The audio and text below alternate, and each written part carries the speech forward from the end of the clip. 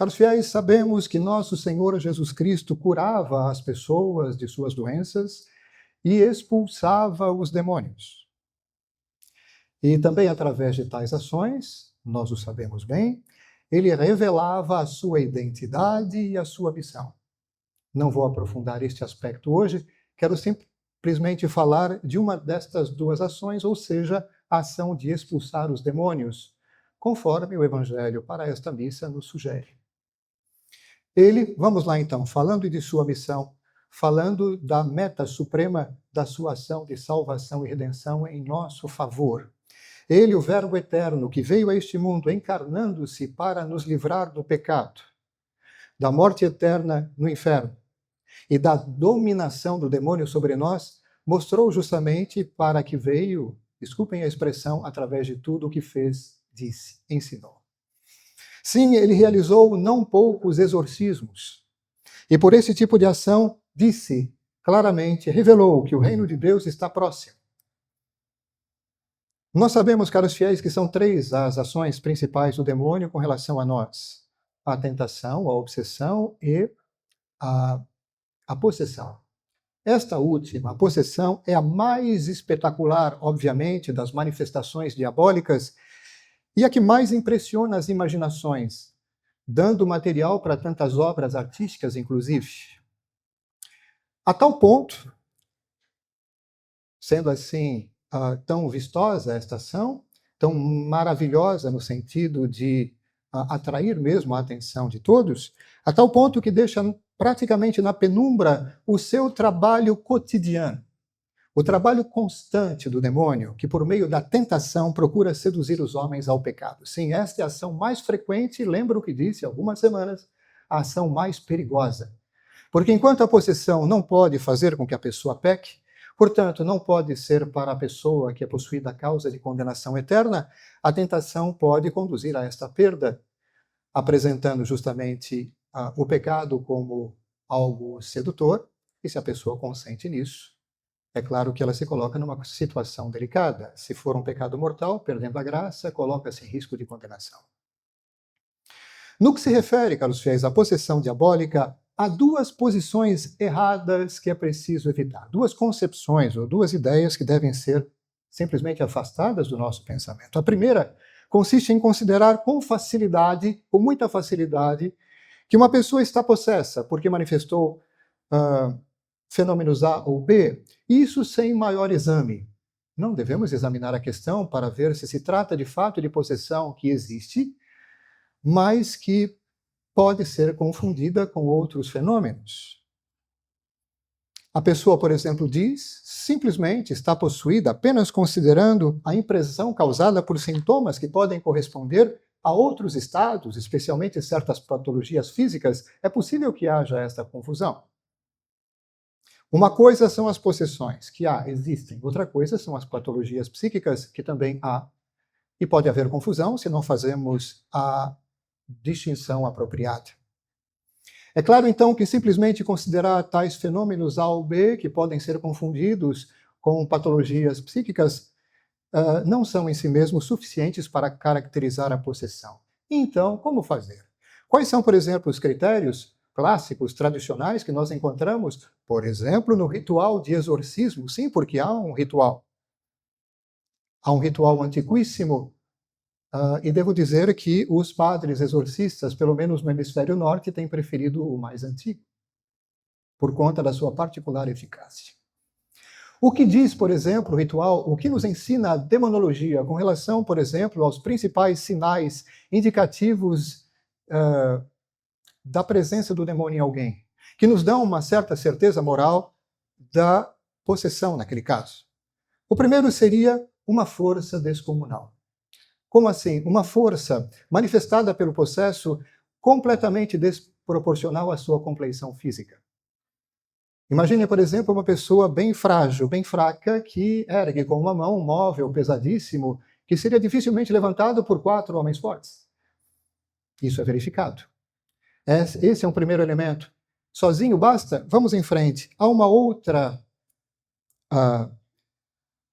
expressão dessa presença diabólica na pessoa, que é o fato, por exemplo, de falar em línguas desconhecidas pelo processo. Línguas, por exemplo, línguas modernas. Imaginem um caso hipotético. No interior, bem, temos ali um jovem possuído. Esse jovem tem, no máximo, algum conhecimento da nossa língua portuguesa. Nunca esteve em contato, por exemplo, com o idioma alemão. Nada, zero. Nunca aprendeu nada, nem ouviu, de repente, uma palavra na vida sem distinguir, sem saber que se tratava do idioma germânico. E eis que, então, na presença do padre, o possesso começa a falar em fluente alemão. E o padre, talvez alemão ele mesmo, começa a dialogar com o possesso, na verdade, dialoga com o demônio, que então diz de maneira inteligente algo naquela língua, não uma frase solta que a pessoa, por exemplo, decorou ou impressa no seu inconsciente, que no momento alterado de consciência é solta assim. Não.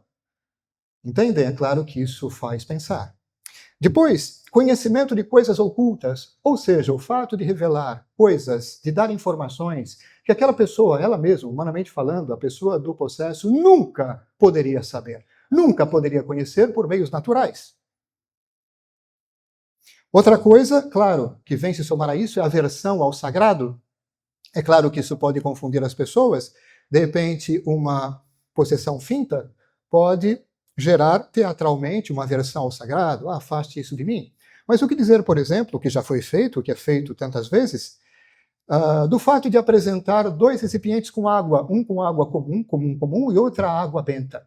E não dizer absolutamente, ninguém sabe, apenas o padre e a pessoa possessa reagir violentamente àquela que é água benta, sem que ninguém saiba de qual se trata. E a mudança de voz. Mudança de voz que também não é um esforço teatral de imitar alguma coisa, pessoas que são muito capazes de imitar, não é nada disso. Nós entendemos que aquele timbre de voz seria impossível para tal pessoa naquela circunstância, etc. Ora, são apenas cinco fatores que, somados, dão uma certa certeza moral de que se trata de uma verdadeira possessão, e isso dá a garantia ao padre de começar o processo de exorcismo. Claro, qual padre? Aquele que tem autorização para isso, eu mesmo não posso. Mesmo sendo padre, eu preciso, para realizar um exorcismo solene ou simples, da autorização do ordinário local. Tão séria é a coisa. Muito bem, então, falando deste primeiro ponto, que é o fato de discernir, como saber se se trata de possessão verdadeira ou de uma manifestação psíquica, simplesmente, pessoal. A segunda posição errônea consiste em negar que hoje ocorram casos de possessão. Não, isso não existe. Chegando-se mesmo a negar que alguma vez tenha existido. Aí é grave.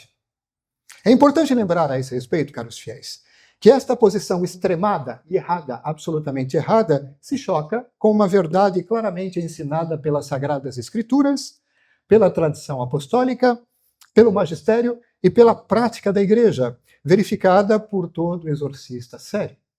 Há tantos relatos nesse sentido. Me lembro, por exemplo, nos meus tempos de teologia, de ter aproveitado muito de tais relatos lá na universidade onde me encontrava, em livros antiquíssimos. Muito bem, com relação a isso, os racionalistas pretendem que os casos de possessão diabólica relatados na Escritura não passam de casos patológicos. Mania, loucura, histeria, epilepsia, vão tentar responder, vão tentar resumir tudo a isso. Dizem que Jesus não pretendia que esses infelizes enfermos, chamados endemoniados, estivessem realmente possessos, mas tratava-os de acordo com as convicções de seus contemporâneos. Para os seus contemporâneos, eram possessos, então Nosso Senhor agia como se fosse assim, sabendo ele que não era.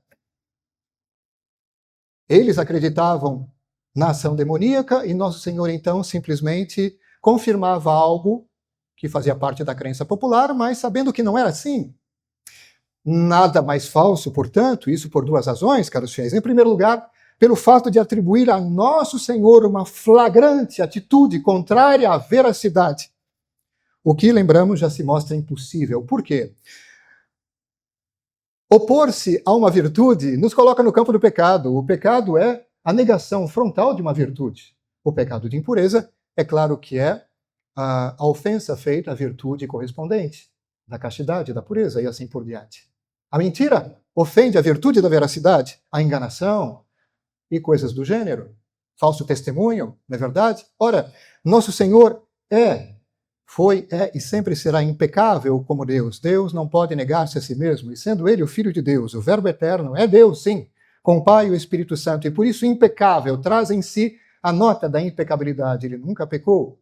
Então, fica complicado aceitar esse argumento de que ele simplesmente entrou no jogo e enganou assim as pessoas. Em segundo lugar, vamos lá.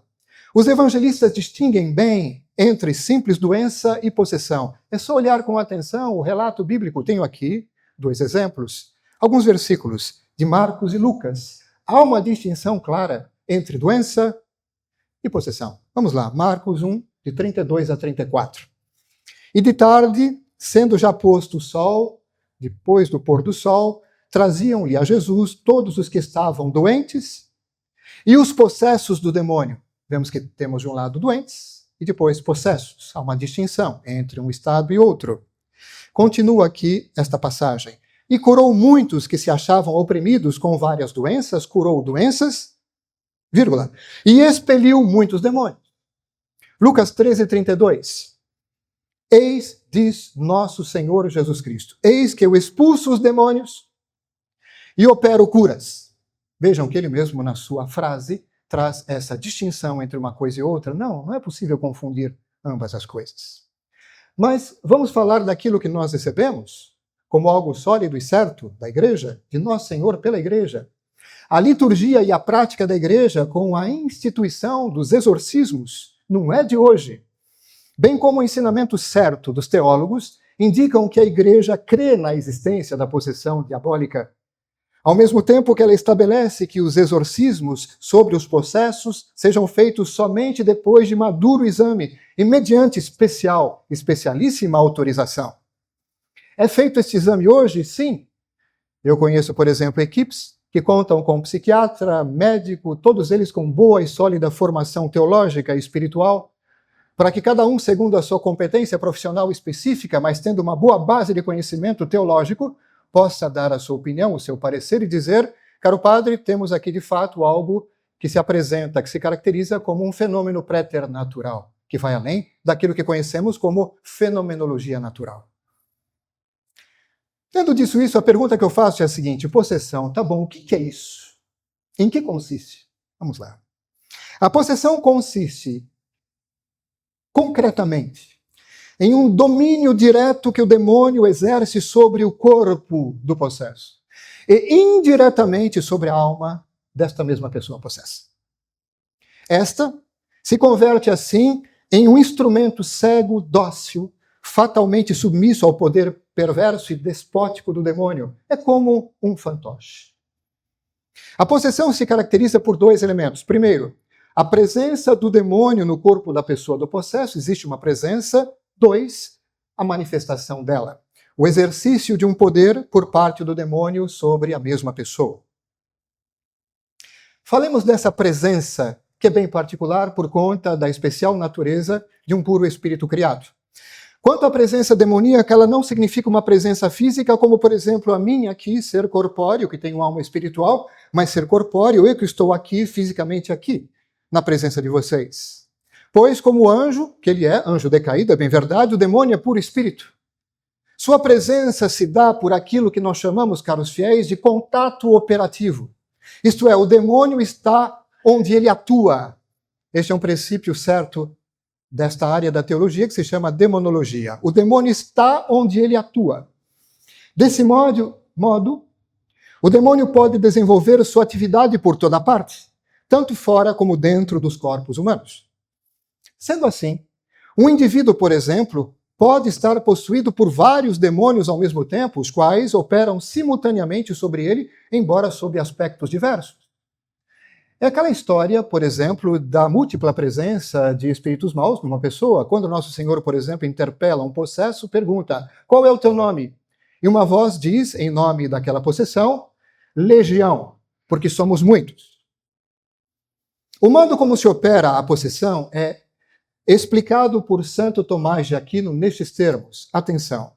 Os anjos bons e maus têm o poder, em virtude de sua natureza, de modificar nossos corpos, como qualquer objeto material. E acrescento eu, de fato, estes espíritos, puros espíritos criados, podem agir sobre a matéria, e muitas vezes de maneira bem impressionante, enganando os incautos. É o que se encontra, por exemplo, no campo da magia. Magia mesmo, não estou falando de trucagem, magia. E como eles estão presentes no lugar, na medida em que operam nele, aqui é Santo Tomás, aquilo que acabamos de lembrar, como eles estão presentes, diz Santo Tomás de Aquino, no lugar, na medida em que eles operam ali, assim eles penetram em nossos corpos. Continua ele, Santo Tomás, do mesmo modo ainda, eles impressionam as faculdades ligadas a nossos órgãos. Às modificações, os órgãos respondem às modificações das faculdades. E continua para encerrar, Santo Tomás de Aquino. Mas a impressão não chega, a impressão ali, imposta pelo demônio, não chega até a vontade, até o âmago da vontade. Porque a vontade, nem em seu exercício, nem em seu objeto, depende de um órgão corporal. Sendo ela uma faculdade espiritual, portanto, guarda uma relativa independência com relação a todo órgão material. É como a inteligência, caros fiéis. É como a inteligência espiritual.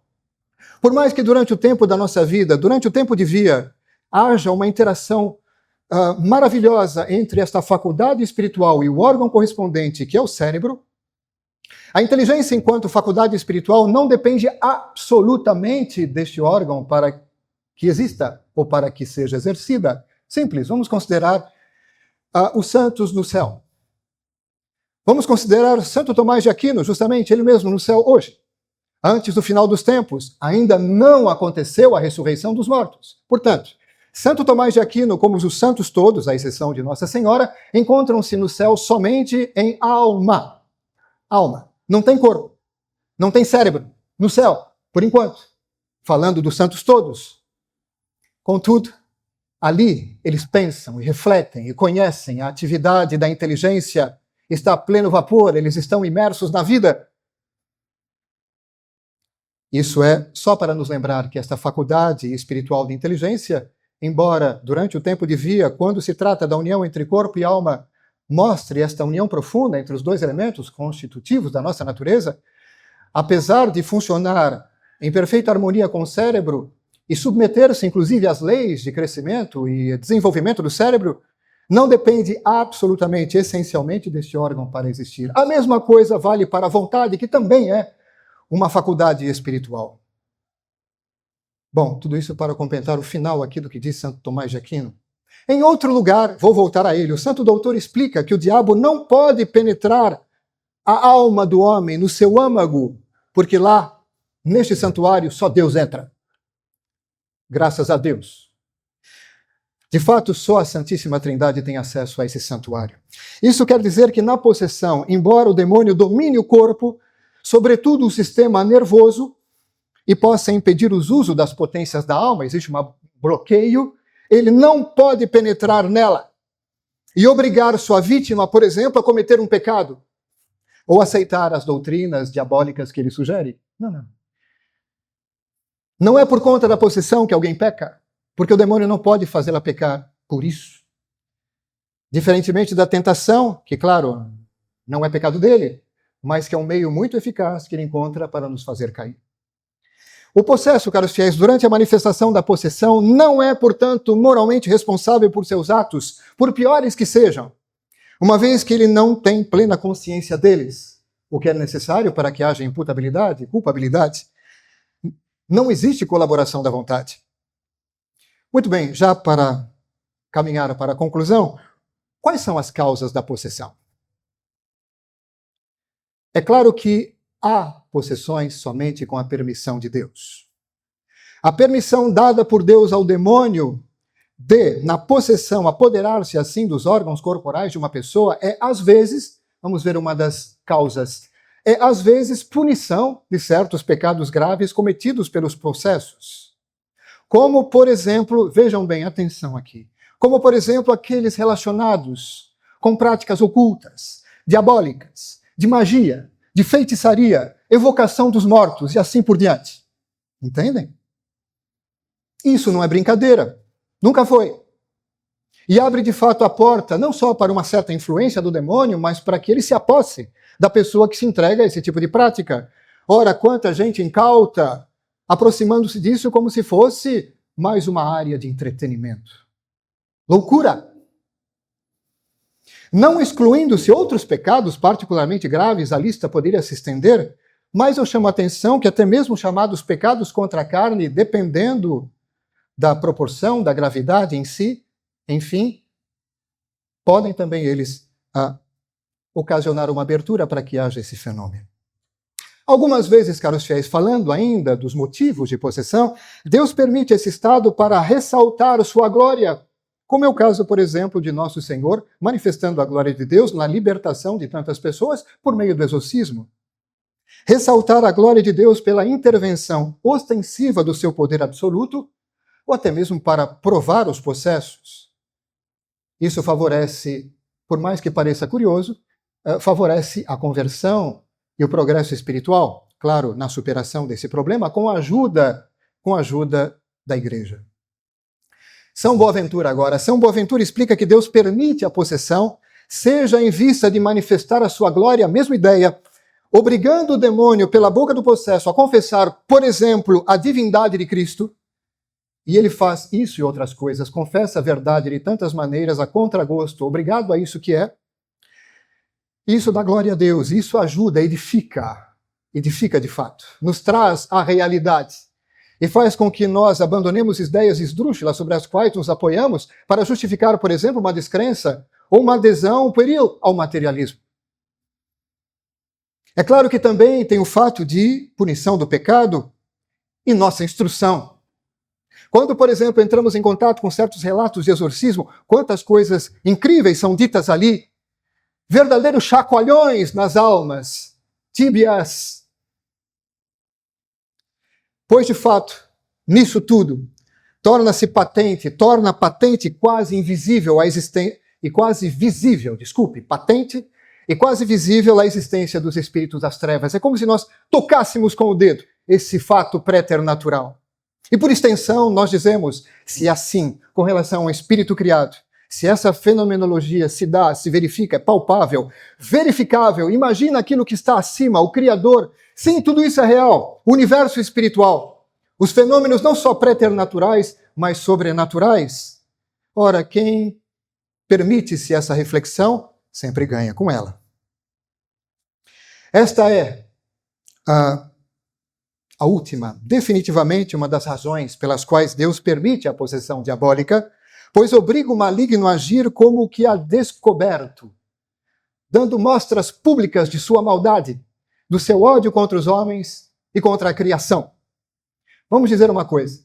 Sendo que o demônio é fonte de tentações, uma das 3 fontes da tentação, e apresentado, portanto, como inimigo das nossas almas, existe um combate que devemos travar de maneira aguerrida contra ele. As Escrituras nos chamam a isso. Como é que nós podemos combater o inimigo? Afirmando de cara que ele não existe. Como é que nós podemos nos defender? Simplesmente ignorando a existência do inimigo e, portanto, não nos preparando para os seus eventuais ataques. É exatamente essa a sua estratégia mais vencedora. Fazer pensar que ele não existe, ou que se existe, não age, não faz nada. E nós, então, não nos precavemos, não nos protegemos. Fácil para ele. Bom, tendo dito tudo isso, positivamente agora, como toda essa expressão palpável, verificável, contribui poderosamente para a nossa conversão, se humildemente nos permitirmos entrar em contato com os fatos. E assim, levamos mais a sério nossa vida espiritual, eu espero, nossa vida de oração e de penitência, nossa vida ascética como um todo, enfim, mergulhados na realidade, pelo menos dessa vez, fugindo da virtualidade que nos afasta tanto das verdades eternas. Caros fiéis, uma última palavra, não poderia deixar de dizê-la. Auxílio poderosíssimo, por causa de Deus, é Deus, mas por causa de Deus é Nossa Senhora e sabemos muito bem. Como Nossa Senhora tem poder, e poder imenso para triunfar sobre o demônio e fazer que esse triunfo aconteça em nossas vidas. Recorramos a ela, sempre. Louvado seja nosso Senhor Jesus Cristo. Em nome do Pai, do Filho e do Espírito Santo.